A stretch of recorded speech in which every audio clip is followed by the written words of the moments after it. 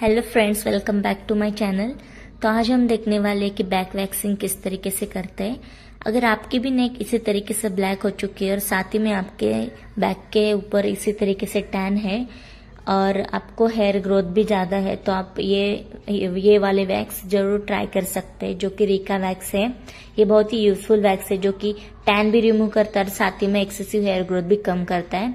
तो हमें क्या करना है, सबसे पहले क्लाइंट ने अगर मॉइस्चराइजर नहीं लगाया हो वो उनको पूछना है, उसके बाद ही आपको वैक्सिंग स्टार्ट करनी है, क्योंकि मॉइस्चराइजर की वजह से हेयर्स बिल्कुल भी अच्छे से रिमूव नहीं हो पाएंगे। तो यहाँ पे मैंने वैक्स को गर्म होने के लिए रखा था, तो पैचुला के ऊपर मैं इस तरीके से वैक्स ले रही हूँ। वैक्स लेने के बाद आप जितने पैच कवर सकते हो एक ही बार में आपको उतने पैच पर वैक्स लगाना है। और वैक्स लगाने के लिए क्या करना है, आपको पैचुला के ऊपर वैक्स लेना है और धीरे से नीचे की तरफ उसको पुल करना है।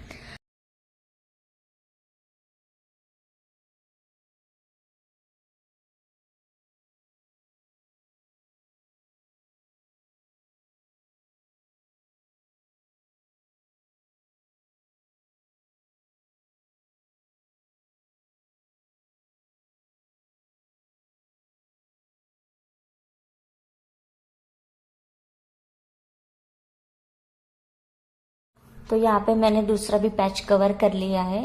तो अभी मैं फिर से स्ट्रिप्स के मदद से उसको निकालूंगी वैक्स को। तो आपको जल्दबाजी में बिल्कुल भी स्ट्रिप्स को फोर्सफुल्ली यानी कि बहुत ही जल्दी जल्दी बिल्कुल भी उसको निकालना नहीं है, क्योंकि उससे स्किन भी आ सकती है और बहुत ही ज़्यादा वहाँ पे रेड रेड स्किन भी हो जाएगी। इसलिए आपको इजीली और सॉफ्ट हैंड से ही वैक्सिंग करनी है फर्स्ट टाइम आप वैक्सिंग सीख रहे हो तो।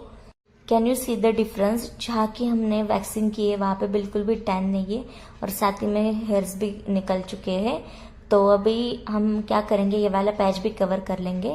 हमें वैक्स को हेयर डायरेक्शन के हिसाब से ही अप्लाई करना है। अभी यहाँ पे नीचे की तरफ डायरेक्शन है हेयर की, इसलिए मैंने ऊपर से नीचे की तरफ वैक्स को अप्लाई कर दिया।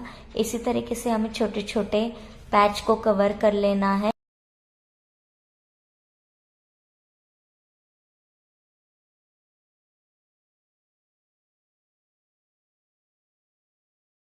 तो ये वाला पैच कवर हो चुका है। अभी हम यहाँ की वैक्सिंग करने वाले हैं, जो कि यहाँ पे हेयर्स दिख रहे हैं।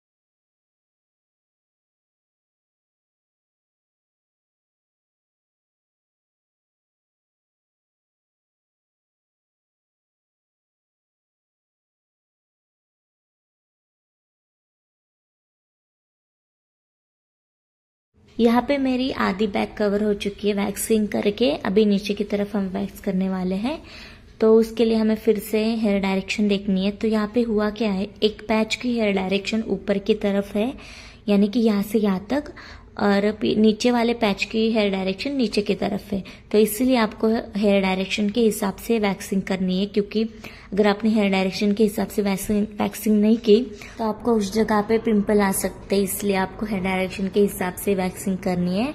तो यहाँ पे हम पाउडर अप्लाई करेंगे उस पैच के ऊपर और वैक्स को अप्लाई कर लेंगे। यहाँ पे डायरेक्शन ऊपर की तरफ थी, मैंने बोला था, तो ऊपर की तरफ ही वैक्स को अप्लाई करना है।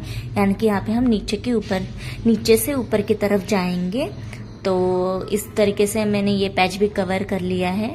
हमने ऊपर की तरफ भी देखा था कि वैक्स की डायरेक्शन किस तरह भी हो सकती है, left to right, right to left, ऊपर की नीचे की तरफ या फिर नीचे की ऊपर की तरफ, कोई भी साइड से हेयर डायरेक्शन हो सकती है। तो यहाँ पे लेफ्ट टू राइट साइड की हेयर डायरेक्शन थी, तो इसलिए मैंने इस तरीके से वैक्स को अप्लाई कर दिया है।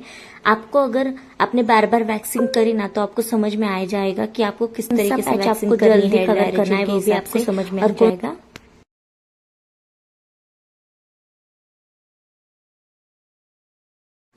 तो अभी हम ये वाला पैच भी कवर कर लेंगे। यहाँ की डायरेक्शन नीचे की तरफ थी, तो मैंने इस तरीके से वैक्स को अप्लाई कर दिया है।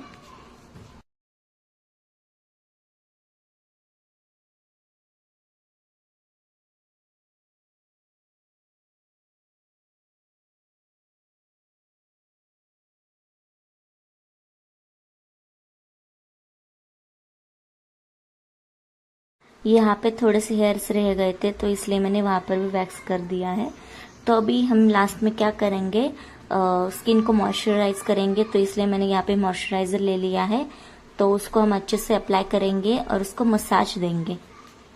रिलैक्सिंग मसाज हमें 2 से 3 मिनट के लिए देना है, जो कि स्किन भी रिलीज करेगा वहाँ की, और वैक्सिंग होने के बाद स्किन वहाँ की जकड़ी रहती है तो इसलिए वो रिलीज भी कर देगा रिलैक्सिंग मसाज, और साथ ही में चिपचिपाहट भी निकल जाएगी। तो मिलते हैं नेक्स्ट वाली वीडियो में। ये वीडियो कैसी लगी मुझे कमेंट सेक्शन में बोल दो, वीडियो को लाइक कर दो, अगर अभी भी सब्सक्राइब नहीं किया तो सब्सक्राइब कर दो। तो मिलते हैं नेक्स्ट वाली वीडियो में। Bye bye, take care.